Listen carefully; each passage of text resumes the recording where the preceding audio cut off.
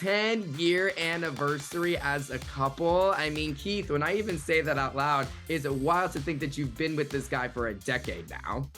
No, it is really weird. 10 years just evaporated, actually. I think back to where we started and where we are today, it's kind of like, I just think about that first date, and if I'd have gone into that date knowing where we'd be sitting today, honestly, I mean, who would have ever imagined that? Yeah, it's wild. That's wild. It's wild. I mean, Evan, are you guys doing anything, special for the 10 years, or are you still just too busy working? Well, we literally just wrapped season 3 like just a couple days ago. And I think I think we actually missed our 10-year technically because we were just filming and chaotically fixing houses, and our life is insane. So, yeah. I love it. Okay, so you did finish the show and you missed the 10-year milestone, but are you going to do anything maybe in the future to celebrate this monumental day? Yeah, we bought a place up north in Michigan, and that has become like, that was kind of like our 10-year purchase or whatever. And it is a nice thing to have some place that you can literally go and be off the grid and not have to really, like, we desperately need that. Yeah, we need that reconnection time because, the business and the show has us going in 1,000 different ways, and it's really nice to go somewhere quiet and just like chill together. For sure. Is that house, finished, or are you putting work into that house right now? We haven't even started yet, but I can't not buy a fixer. Like, it has to be that. It is going to get a full gut job. It's going to be literally stunning.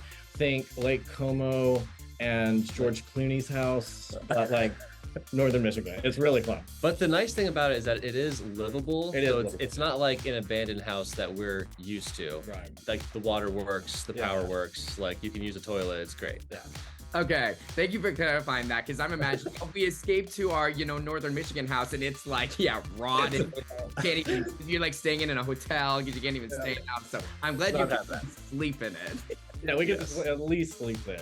So that's hilarious. That's so great. I'm kind of curious, you guys, how do you keep up the stamina? Is it just all passion? Because I know for me personally, I went to a music festival this last weekend. My back hurts, my legs out.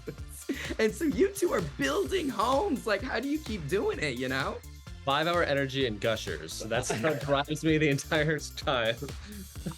I'm like a really old man that's like 90. I do like 5 toe stretches every morning, and then I'm good to go. I just kind of get that sciatic nerve like loosened up, and then I'm good. I love that. And Evan, why Gushers? I haven't had Gushers since I was in like middle school. Yeah, same. And then so this thing about television is that there's this thing called Crafty, which is like the snacks that are on set.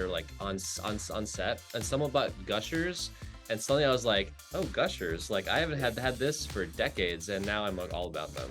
Oh, I live. It gives you the energy you need to put a jackhammer through a wall. Exactly. You just need that sugar rush. Exactly. Well, like you mentioned earlier, you just wrapped up this last season of Bark and Block, which is wild to think about. It's currently airing on HGTV, of course. This season was a lot more enjoyable, honestly. It was still a shocking amount of work, but comparatively speaking, it was easier this time. And I also feel like we've kind of nailed our organization, and we sort of nailed all of the roles throughout our entire team. So it's kind of like more of a well-oiled machine now. It's like we like go in, we know how to do it, we execute, and I feel like you see that on the actual houses. I feel like the designs are a lot stronger, and so we've been really happy with it.